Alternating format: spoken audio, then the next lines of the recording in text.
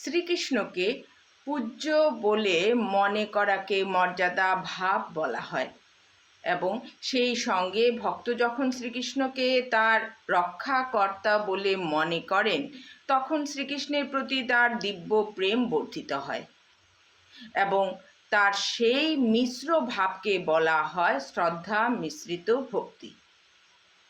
যখন এই শ্রদ্ধা মিশ্রিত ভক্তি বর্ধিত হয়, তখন তাকে বলা হয় শ্রদ্ধা মিশ্রিত ভগবত প্রেম।